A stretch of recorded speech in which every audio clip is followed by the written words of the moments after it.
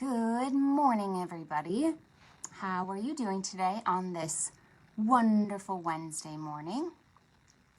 If you don't know me, I am Miss Katie. I am the Early Literacy Services Manager here at Gale Borden Library, and I'm so excited. I don't know about you, but I love the holiday season. It's a great time to enjoy time with our family and enjoy your time with your little ones. And one of the best parts, read books together. Especially over winter break, it's a great time to read books with your little one. So here's what's going to happen today. Well, first of all, I wanted to mention that I am in a small room with the door closed, and so that's why I'm not wearing a mask and social distancing. So yes, so we are here today to go over some wonderful, wonderful picture books that are all published in 2021. So these are brand new books. All of them we have at the library, and you are welcome to check them out. Put a hold on them before you buy them, or, before you make a decision about which books you might want to purchase. So these are all typically 32 pages long. Did you know that? Yes, so most picture books are 32 pages long. An interesting fact. And these are all best for ages 3 to 6. So there are wonderful books published this year for older kids. And so please come into the library to ask about those. But these specific ones that I'm going to talk about today are best for ages 3 to 6. And some are great read alouds. Some are better for a one-to-one lap sit with your little one, and some are going to be for large groups, a classroom setting. But all make wonderful, wonderful gifts. So my goal for these books was to choose a wide variety in terms of diversity and illustration style and tone and theme. So keep in mind that this is just one person's opinion. There's so much out there. And feel free to ask questions. I'm going to be watching the comments. These are all listed in our catalog, and if you look at the Facebook description, there's a link directly to our catalog where you can see if they're available. You can put a hold on them. So please visit that link that I put in the comments. There are 60 on that list, 60 books, and I'm not going to get through all of them today. I will get through as many as I can in 1 hour, but I'm going to open them, show you the pictures, tell you the storyline, talk about the illustrations. So it's going to be really fun. I'm so excited. Also, some of my favorites were checked out. So these were just the ones that are available today. So please look at that full list. Okay. Without further ado, I am so excited to share some of these books. So the first one that we have today is called Maybe, and this is by Chris Houghton. It's his new one. If you know Little Owl Lost, it is the same author and illustrator. So if you like that one, this one's definitely going to be great. So this one is about some curious little monkeys and an adult. And this is a very lighthearted, funny story with charm and adventure. So they are sitting up in a branch, and the grown-up says, "Okay, I'm off. I want to leave you alone, but do not leave because there are tigers down below." Well, what do you think? They get together and they say, "Oh, look, down there is a mango tree." And they say, "Yeah, I love mangoes. It's such a pity that we can't go down there." Well, what do you think? They're too curious, and they go down, down, down to the trees below. So what do you think happens? They see the tigers, and they get into some trouble with these tigers. They do get to eat a whole bunch of mangoes. So that's pretty good. But let me show you when the tigers come. Oh no, see? And it's very clever how the illustrator uses the book and alternates between the landscape and the portrait. So it's very, very cool. Lots of bright colors. It could be some advice for stranger danger if you wanted to use it for that way, but otherwise it's just a really fun book. The mama finally comes back and everyone is safe and sound. There's a kind of twist in the ending where now they see a banana tree. Oh no.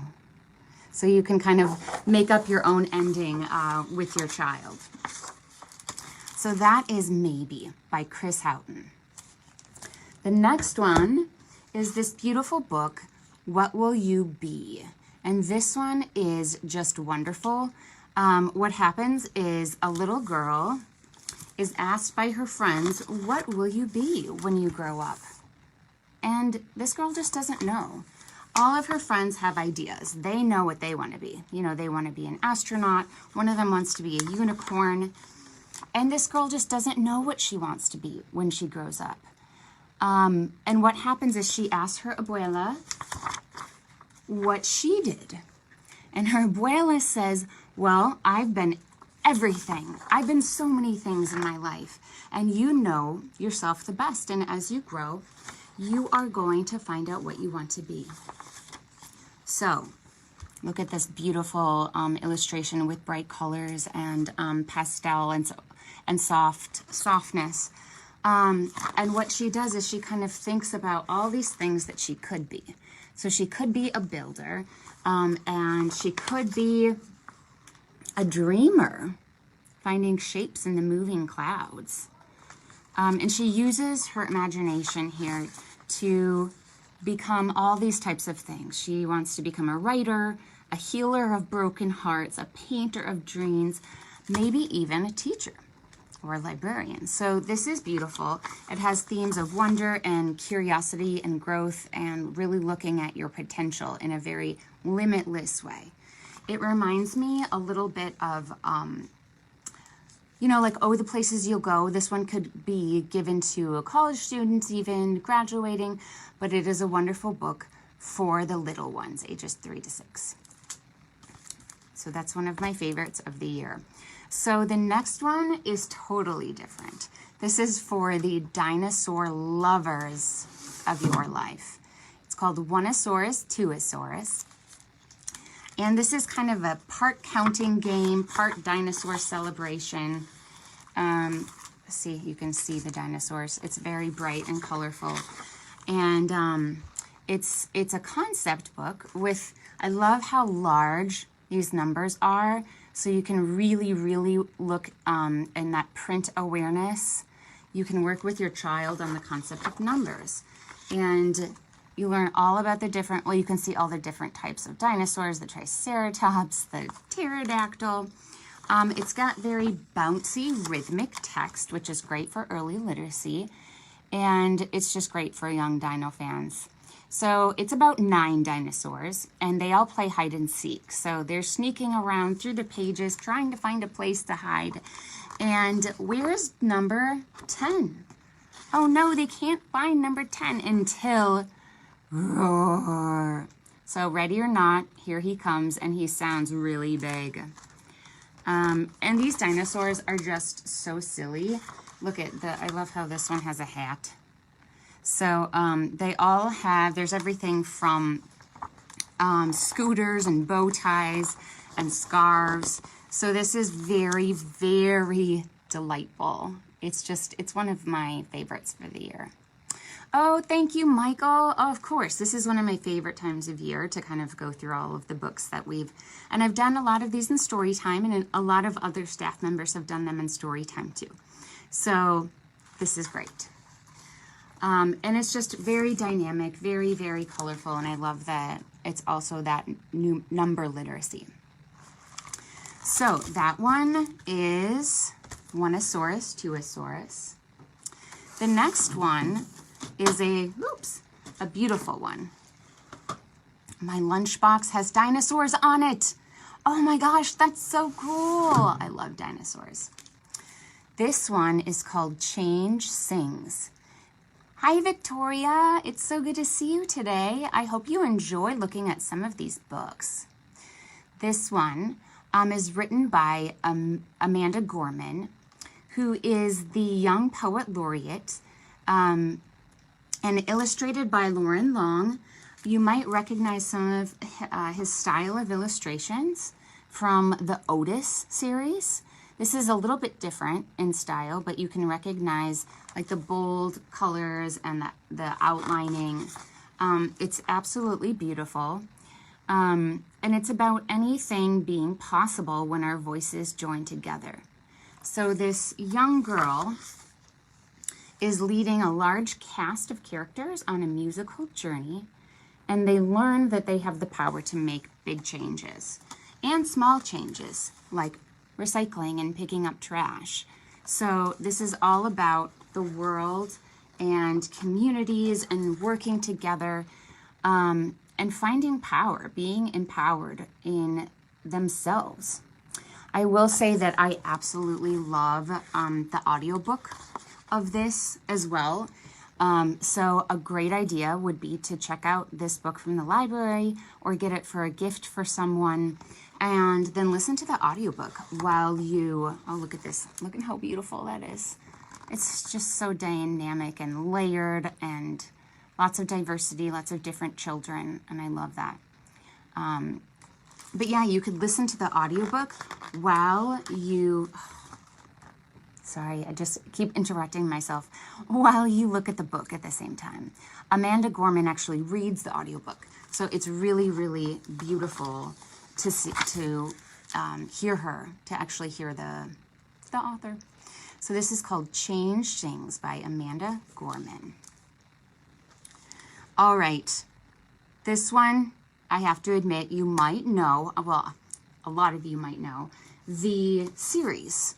So this is called The Smart Cookie. And I'm sure you might recognize this illustrator and author team, Jory John and Pete Oswald. They have done the series of The Good Egg and The Bad Seed. So this is just the next one in the New York Times best-selling series. It's the 5th one, so that's really, really cool. I'm not sure their plans to make them, but they keep making them every year. And I really, really like this one, and I'll tell you why. So this is Cookie, lives in a bakery on a street corner near a river. And no matter how hard she tries, she can't keep up with everyone in school. She is just trying, she compares herself to everybody, and there's lots of puns. So the clever cupcakes and the brilliant rolls in the bakery, they're all succeeding in school. And she just is having some trouble. She doesn't get the best grades. She never can raise her hand because she just can't think of the answers as fast as everybody. And she learns that it's not that she's not as smart as everyone. She just learns differently. And she learns at her own pace, at her own time. So with a dash of creativity and lots of sprinkles of confidence, she finds that she has her own special gifts to share with the world. And she creates her own project. And her teacher finally says, "No one but you could have done that project." And she writes a poem. It was completely original. So I love that message of never let fear hold you back. And a lot of us, a lot of kids have different abilities. And I think that is wonderful. So this would be a great one. If, you have a struggling reader or learner, it kind of teaches to raise your hand and speak and listen and to be yourself no matter what. And it's done in a very funny and silly way with these classic illustrations. So kids are going to enjoy this one. This one might be a little on the older side because they can see it's a little text heavy. So 5-year-old, 6-year-old, even actually up to elementary school is really going to like this book. So that is The Smart Cookie by Jory John. All right, this is the one that fell on the ground, so I'm going to lean down and get it. This one is a great one. It's called Listen. It is absolutely beautiful. It's very meditative, so it would be great if you're talking a little bit about mindfulness or yoga or listening So it follows this girl right here. And she is walking through her world, and she hears all kinds of things. She hears dogs and trucks and motorcycles and taxi, or maybe it's an Uber, who knows. So we follow throughout her day, and what she does is she really takes some time to close her eyes and listen, which is a lesson that we all need to learn, right?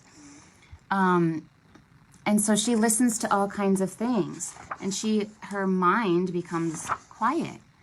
And she listens to nature, and she listens to the wind. The lyrical text is filled with sensory words and onomatopoeia, which just means it sounds like the words. So the yip, yip, yip, yakking. And let's see what else. The rich vocabulary in here. Slap, slap, slap of shoes against the pavement. So she really stops to listen to all of the things around her. It's beautifully illustrated. As you see, the color palette is like it invites us in and makes us feel calm, because it's not the bright colors, it's the very soft colors. It's not overwhelming, so it's kind of got that soothing, thought-provoking tone. And at the end of the day, she listens to the quiet beating of her heart. Let me see if I can find that page. It's really lovely. And, oh, here it is. Can you hear the quiet? Listen past the quiet. What can you hear? The rumble of belly, the whoosh of breath. Can you hear the voice inside you? I love, too, that the back matter here is filled with different kinds of listening and ideas about listening and listening to others and listening to ourselves. So listening versus hearing, it's great for parents. It's also great for teachers and kids to really understand the way different people look at it. It's got the startle response, and different kids kind of, listen in different ways. So it's a wonderful kind of nonfiction guide for you. So that is called Listen. Love it. Okay, the next one is, I love this one. If you have a builder in your life, an artist, a maker, this one is called Grace and Box. I've read this in Storytime before. So if you've seen this in Storytime, great, because it's really fun. So what happens is her family gets a new refrigerator, and she calls it Box, and there it is. And she and Box become fast friends, and she uses her imagination to go on all kinds of adventures. So they, as you see, they go to space, they go camping, and even go in the ruins of Rome. So it really encourages imagination, exploring the depths of the ocean, other cities like Hong Kong. It's a dark tunnel one day. But, oh no, on Sunday something went wrong. Oh no! The box has rips and crumples, and she doesn't know what to do. It's sagging. One flap on the box is bent. So she gives him a checkup, or her. His heartbeat seemed okay. She lets him rest and reads stories to him. So she's really using her problem-solving skills to help the box get running again. She tries to bandage it up and then give it some veggie soup. So it's really funny. It's really silly. It's great for a one-on-one or even like a STEAM activity. Oh, Anna says, I like reading and books. Good morning. Good morning. Maybe it's Anna or Anna, but good morning. So Grace gets an idea. If Box was a sinking boat, maybe she was a peg-leg pirate trying to keep him afloat. So she finds new ways to look at Box, or to use Box, even though Box looks different. So she goes on all kinds of adventures, makes forts, So she's, again, really using that critical thinking and problem solving, which is a great skill.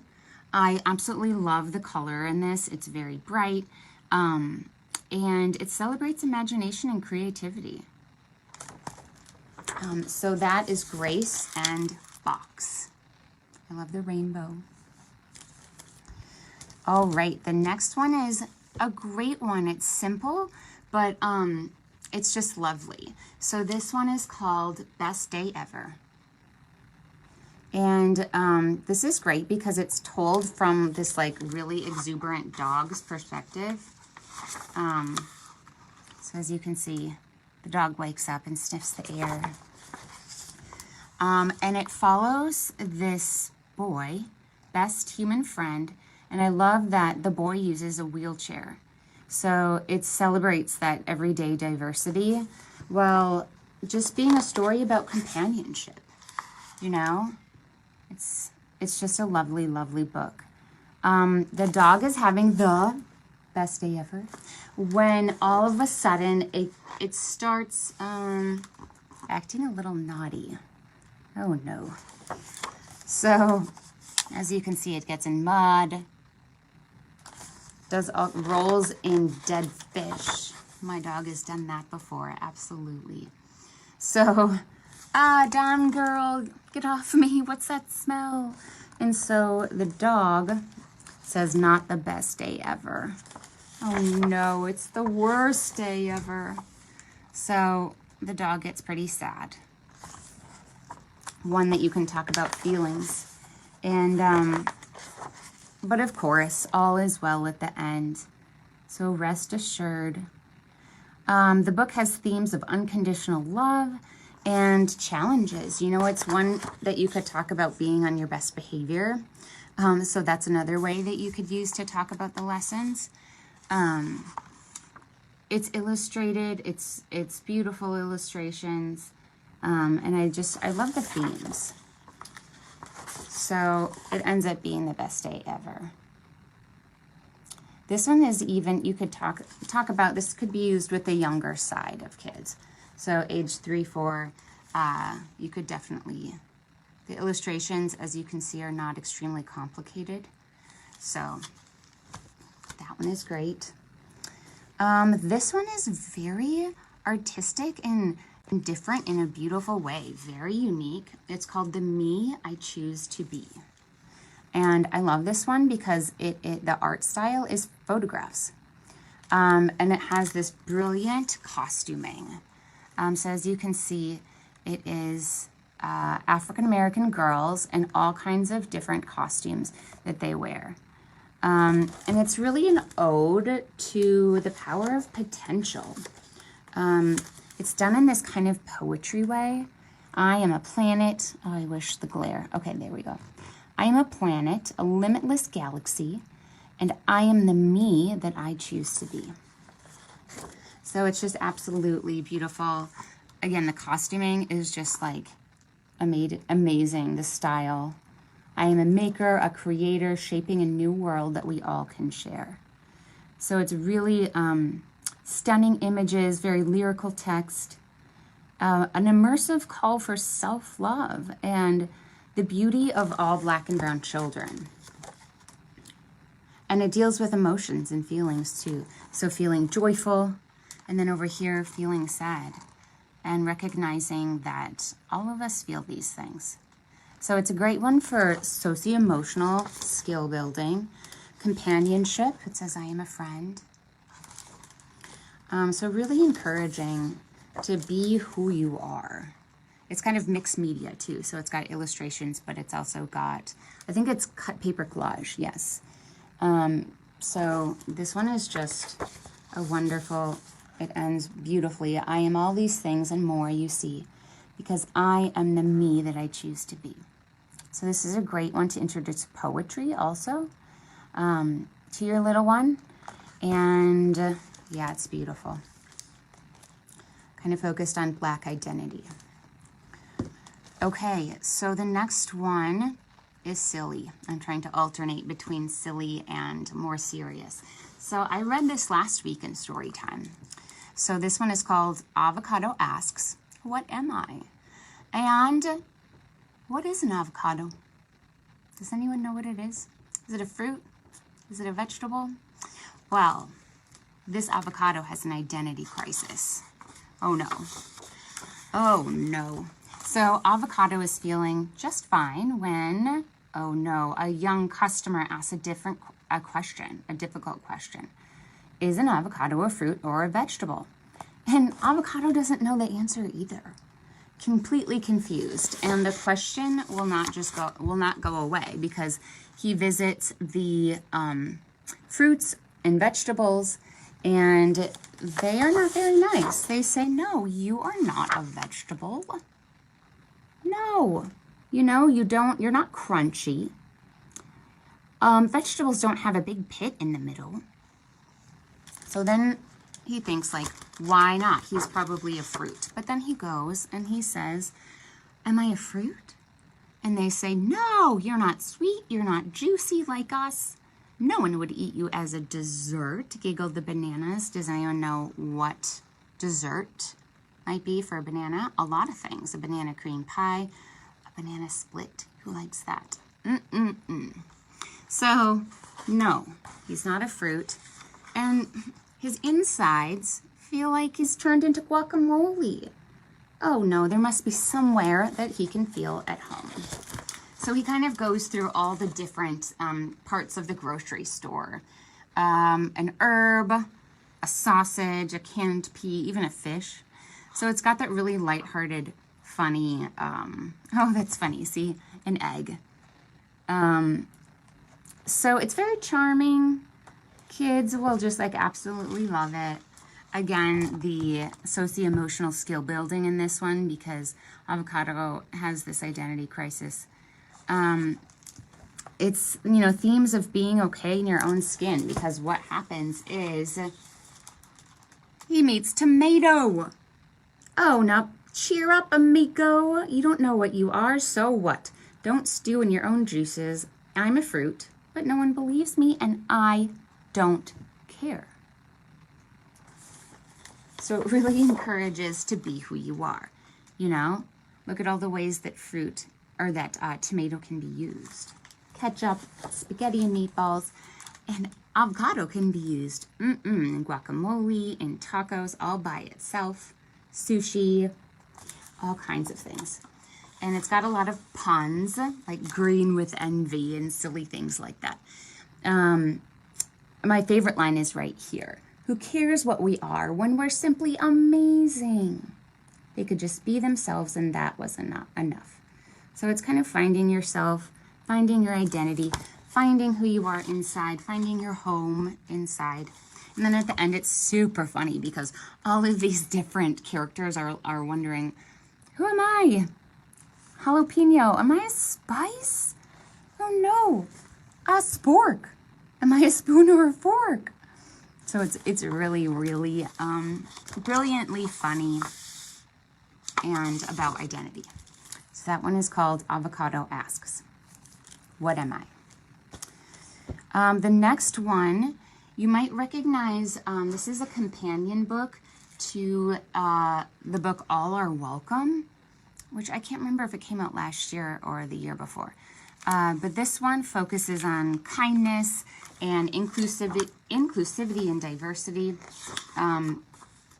and all kinds of kids, all kinds of feelings. This one is great for a classroom too, and it doesn't shy away from the hard feelings. Sometimes things get in the way. Sometimes I feel mad, frustrated, overwhelmed, goodbye happy, hello sad. But it's wonderful because it's about talking things through and compromising and seeing another person's point of view, which is a really important skill. I love the kind of creativity here, the way the illustrator uses opening this page to right on the part where it's starting anew. So using creativity with the actual format of the book. So it's really that like problem solving and working together. and starting fresh. If you like this one, definitely check out All Are Welcome. That's another great one for a holiday gift. So, and this is a best-selling author, so it's really, really great. The next one, this would be great even for toddlers. I would say I would read this to age 2, but more like a 3 or 4-year-old. It is a Junior Library Guild selection, which is, it's an educational company that that does recommendations for books every year. It is just so beautiful, isn't it? That deep blue and green and purple. It's just lovely. It kind of reminds me of the tradition of Goodnight Moon. It's very poetic. It's got an ode to nature, cloudy moon, rustling leaves. And as you can see, it's very sparse text. So it's just very digestible for the little ones. And lots of sensory words. It features animals, so definitely learning your animals. It's very atmospheric, as you can see. It's got a cadence of the gentle rhyming. It's kind of lush and dreamy.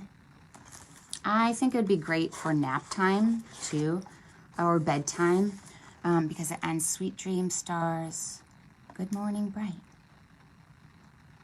So yes, this is a great one. Hello Moon by Julie Downing. All right, the next one, this one's one of my favorites of the year. It is beautiful. It could also be used in elementary school. Milo Imagines the World. So this one, it features this boy. It's by Matt De La Pena, and he won the Newbery Medal for Last Stop on Market Street. And Christian Robinson also illustrated Last Stop on Market Street, and that book won the Newbery and a Caldecott honor.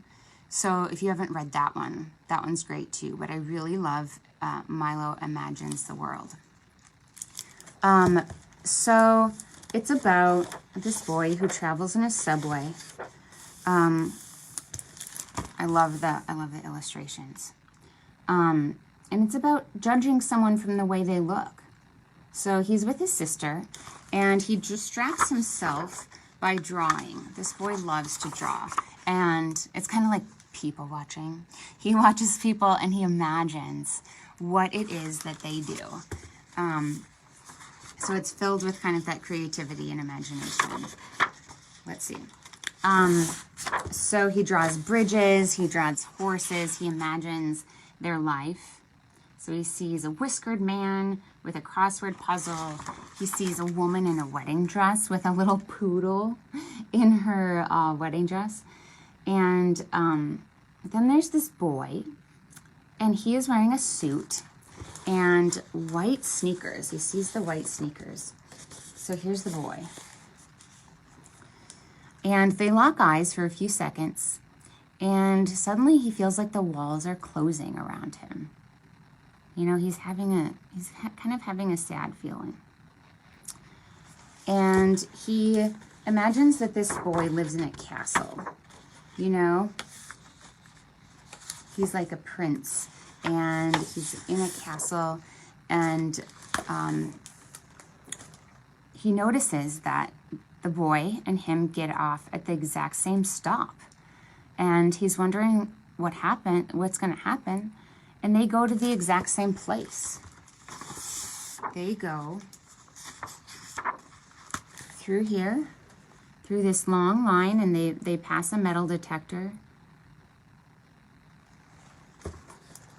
And then, let's see, where's a really nice picture here?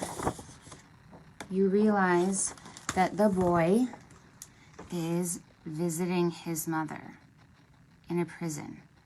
So is the other little boy. So it's just a very powerful story about the judgments that we sometimes make about others, and to see from another person's point of view and not judge them. And it also encourages art, you know, the ability to write and create and draw.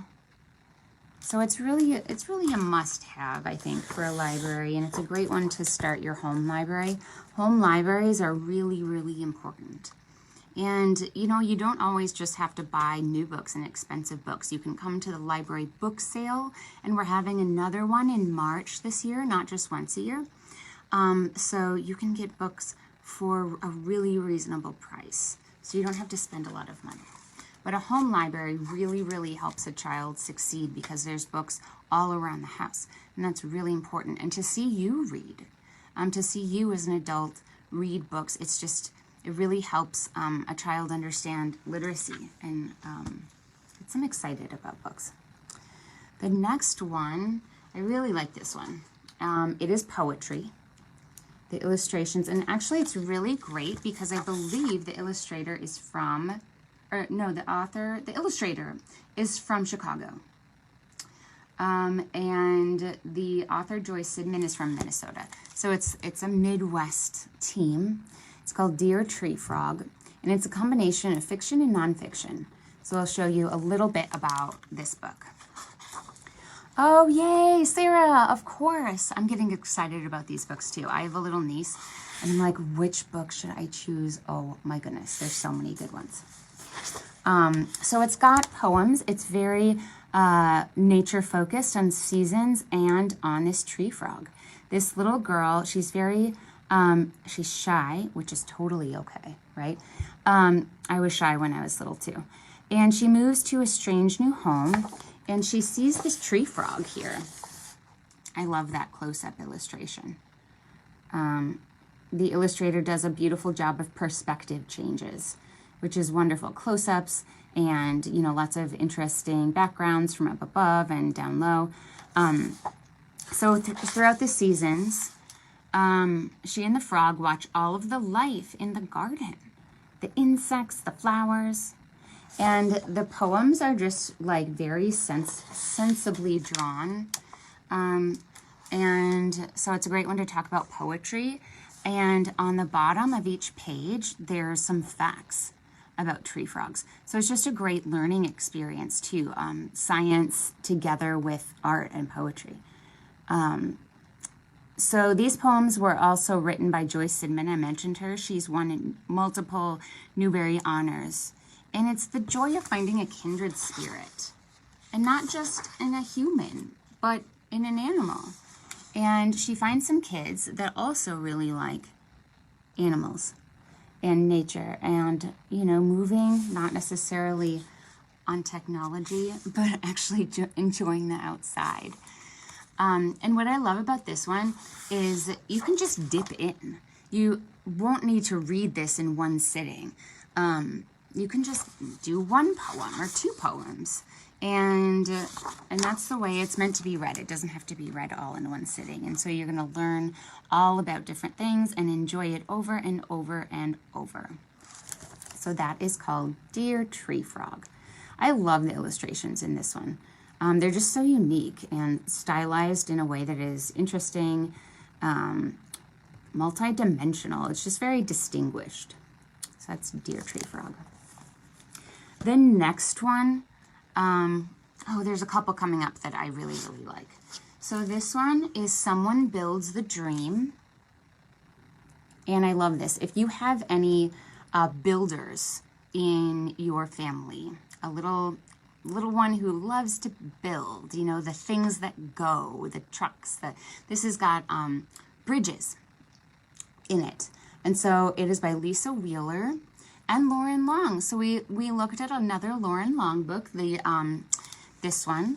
Let's see, I'll get it out so I can kind of show you the different illustration style, which is really cool. One illustrator can do different things. So Lauren Long, Someone Builds a Dream, Change Things, Lauren Long. So much different color palettes. You can kind of see the thread, the commonality though, especially in the people. So it is really cool to put books side by side like that.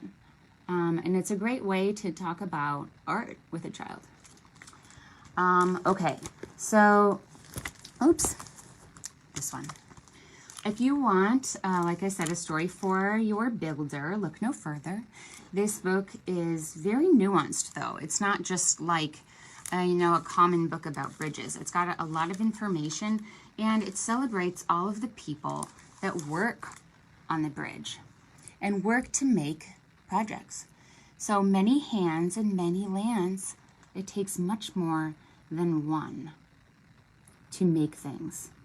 And, a lot of laborers are invisible, right? We know that this pandemic, there's so many people, truck drivers and doctors and all of the, Amazon drivers, the people that really helped us they might be invisible to us, but they have done so much work, and everything that we have, in our houses is made by people. It even goes into the people that draw, the blueprints, measuring, tracing, the people who actually build, use the saws, use all the tools that dream up the plans for a house and pound the nails. And it even goes into this, oh, look at this lovely, lovely picture. I love that. So this is something called a double page spread, and just means that the illustrator has used the full page, both pages. A single page spread, or like a vignette, that might be something where, this would be a single page. So like that. So it's really unique to see how the illustrator uses the two sides together. Lauren Long uses a lot of large spreads in this, and it's absolutely beautiful. But it has amusement parks in it. And even, what I was going to say before, was the people who, there's the amusement park, who make the very book that you are reading.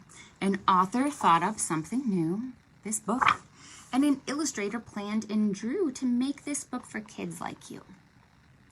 And an interesting fact, a lot of people don't know this, but the illustrator and the author typically do not work together. Nope.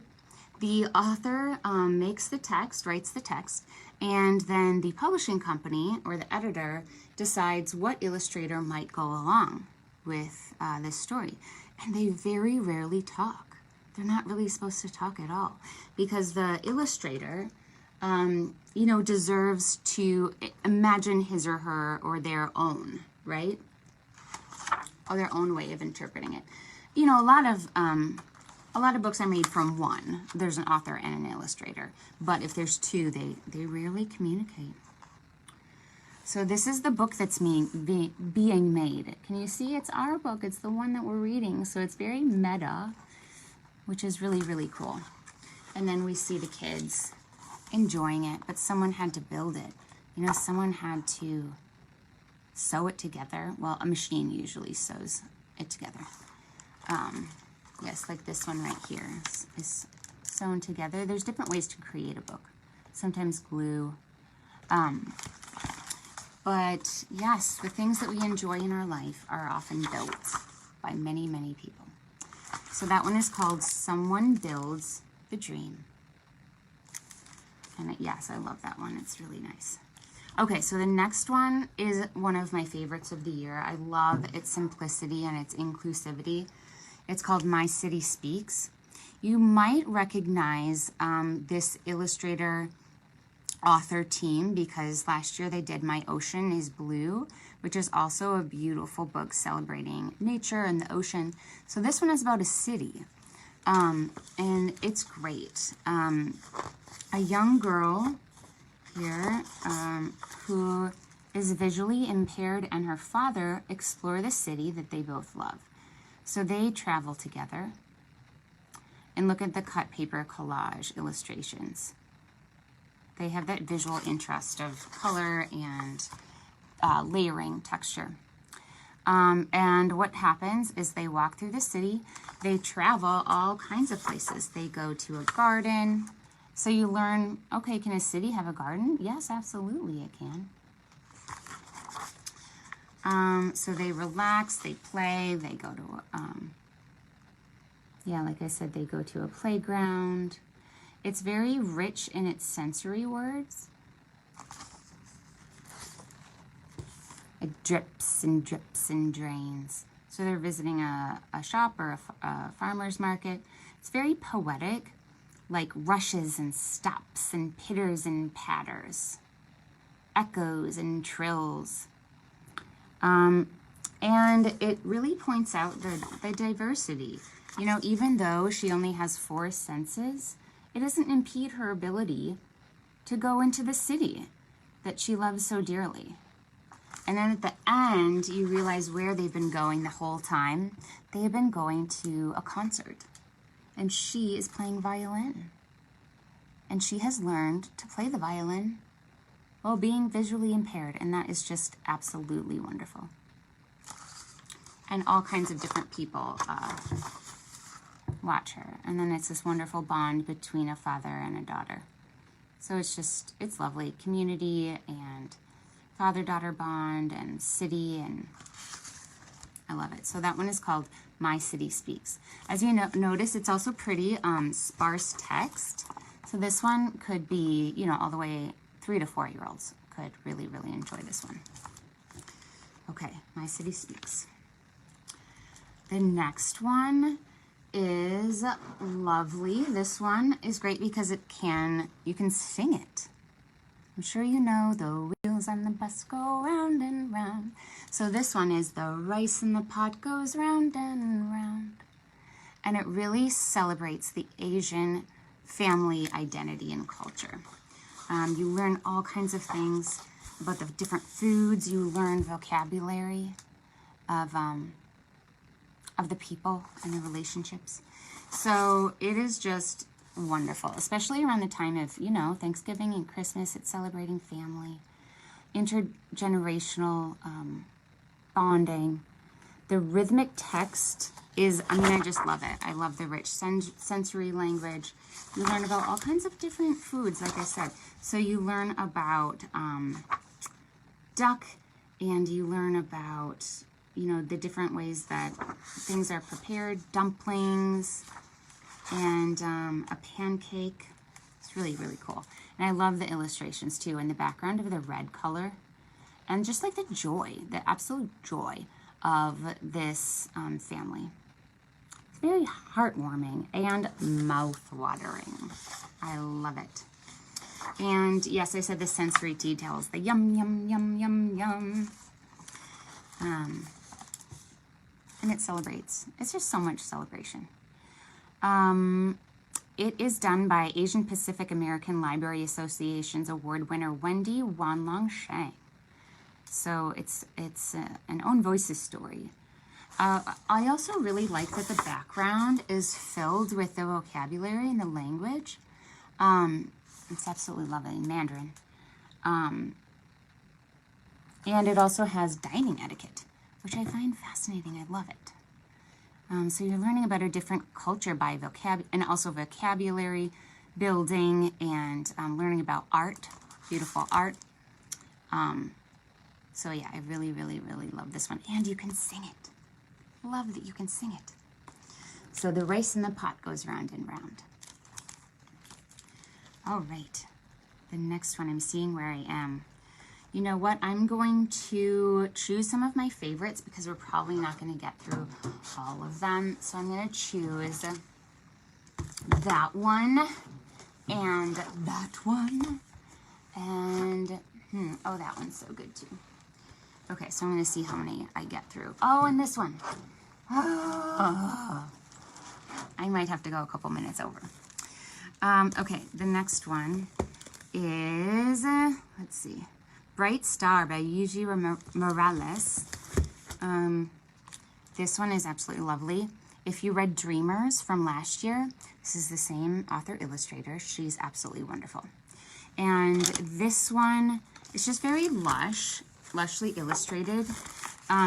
It's a fawn who makes her way through dangerous but adventurous landscape. She explores the borderlands and gets to know all these different animals. It's peppered with Spanish, which is just wonderful. And it's about her defeating all the obstacles that hold her back. What's so cool about this art is it uses hand-embroidered lettering, painting, sketching, digital paintings with textures from the photographs of a desert. Isn't that so cool? And what's really, really interesting about it is it's definitely a metaphor. And at the end, you hear about Morales's meaning behind how it's so important for her. As you can see, these animals are at the border, and there's a wall. So it definitely is, you know, it has a deeper meaning. So she talks about how it's, for her, about the pain and the border between the U.S. and Mexico. So it's very poignant, very important right now. But they face it with determination and hope. You are a bright star inside our hearts. There's also a Spanish version of this, so please check that out. It's really, really great. And yes, here's the back where she talks about all about her meaning behind it, and yeah. So that is called Bright Star. The next one's totally different. If you know Kevin Henkes, he has written, and he's just fabulous. Written and illustrated so many books, like My Garden, and I think it's called Little White Rabbit, and oh my gosh, so many. So this one is great. I love that it celebrates, it's called Home, which is so interesting that the title isn't on it. Isn't that fabulous? But you know, this year, the pandemic, we've spent a lot of time at home in our houses. So I really, really like that it talks about that. It's great for toddlers and preschoolers. It's called A House. I apologize. So it's about this house. And it asks a lot of open-ended questions. You know, where is the door? What color is it? So it's really got those questions, those beautiful, beautiful questions about concepts. The classic Kevin Henkes illustration style that is, you know, simple colors, a lot of pastels he uses, and that bold outlining. That's kind of a clue that that it's for younger kids.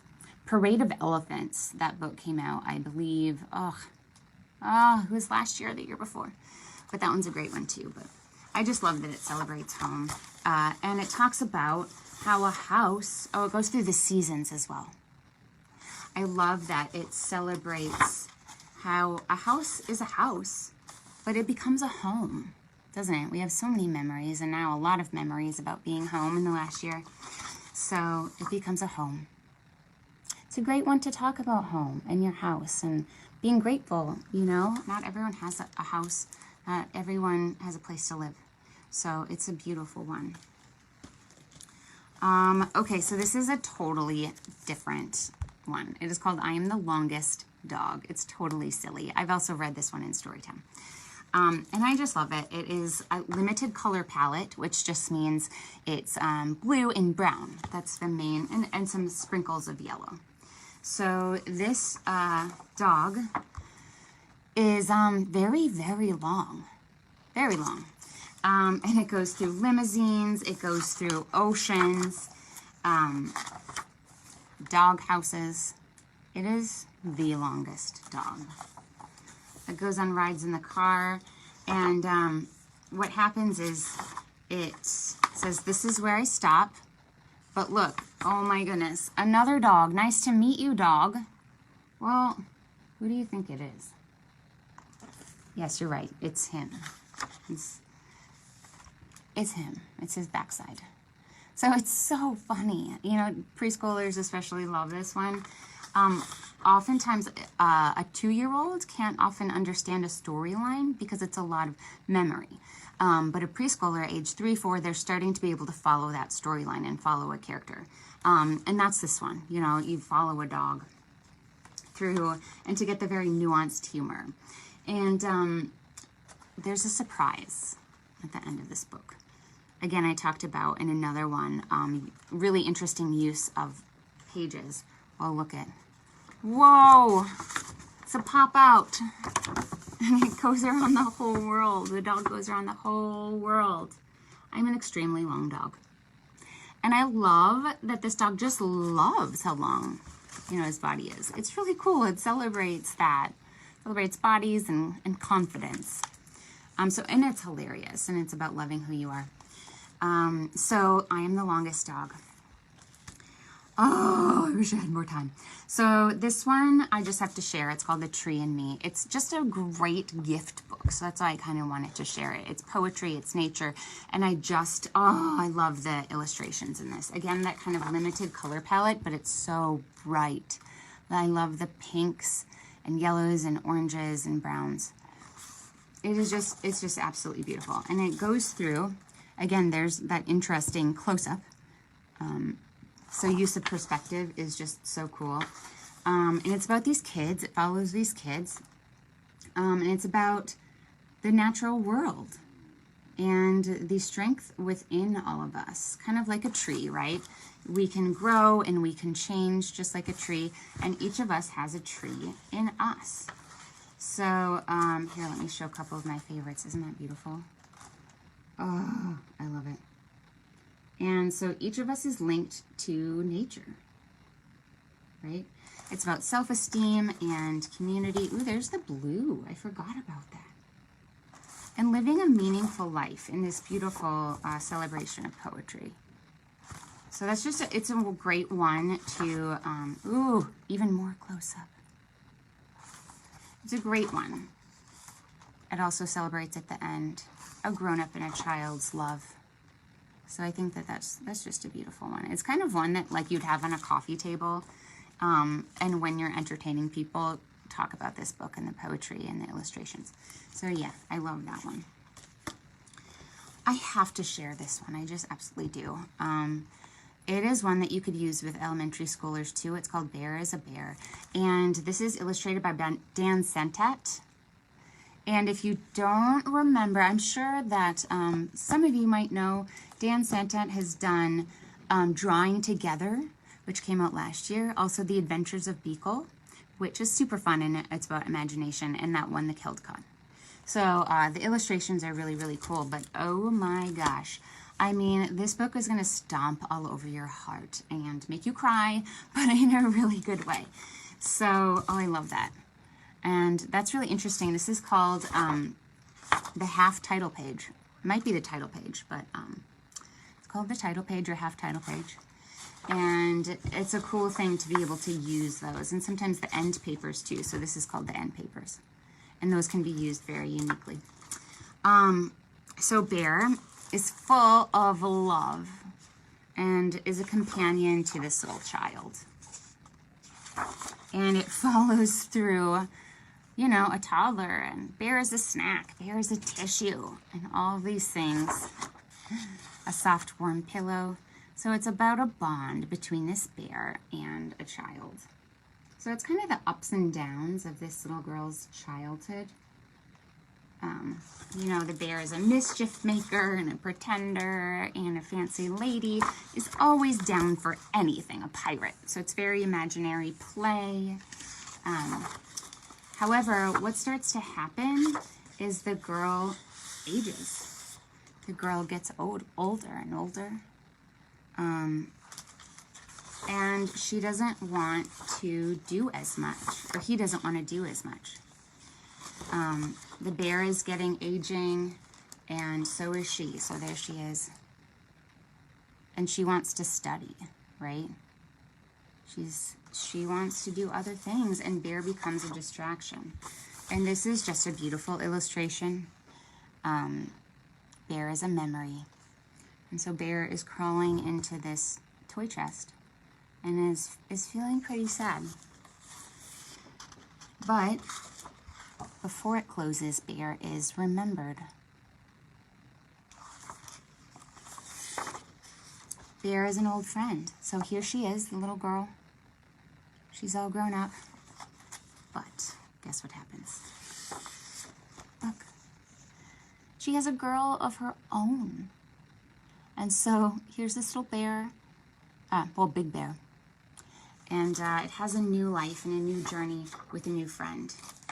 And look at, oh, it's so beautiful. New friend. And then I love this too, because you realize at the end that it's not a big bear, it's a toy bear. It's just illustrated that way because it's such a big part of her life. So it's like an ode to the toys that we have as children. Stuffed animals that are really, really important to us. I have a pink elephant that plays music. You know, you twist it and it plays music, but it no longer plays the music. Its name's Sarah. But I still have her by my desk. So we know how important animals are, or stuffed animals and toys are to us. So it's just very heartwarming, you know, about growing up and things change. And so a great one too for even like, you know, someone graduating. I love that kind of gift book. Well, friends, it's 12 o'clock. I have so many more. I mean, I didn't know if I would get through all of them, and I didn't. I had 28, and I think I only did 22. But I wanted to talk about as many as I could. So please remember to check the Facebook description field and click that link, because you can see a full list of 60 books that I really love, and check them out at the library before, you know. I love that. Sometimes you don't know. You can read a review or you can hear talk from a friend, but if you want to see the illustrations and see the storyline before you buy it, the library is a great place to check them out. So thank you so much for watching this video. I love doing this every year. It's just such a blast. And for your preschooler, don't forget the programs that are coming up. We have Tinsel Time, which is going to be so fun, a story time and a craft. And that's going to be great, December 14th in the morning. And we have a winter dance party coming up. And actually, we just look out really soon because we just added some drawing class, one drawing class for preschoolers. It's going to be the week between New Year's and Christmas and New Year's. So I think it's the 29th. So we haven't added that into our calendar yet, but we will in the next couple of days. So register your child for that. And then finally, Happy New Year. So fun. If your child can't stay up till midnight on December 30th at 11:30, we have a story time, and then we count down to noon. It's so much fun, and there's crafts and activities and things like that. They're all in person. The only virtual one that we have is what can I think about? Preschool Puppeteers, and that one still has, I think, 3 spots in it. I think it's next Friday. Check our calendar. And that's virtual. You make a puppet, and then we act out the story. And this one is called Jingle Jingle. It's one of my favorites by Nicola Smee, and it's so fun.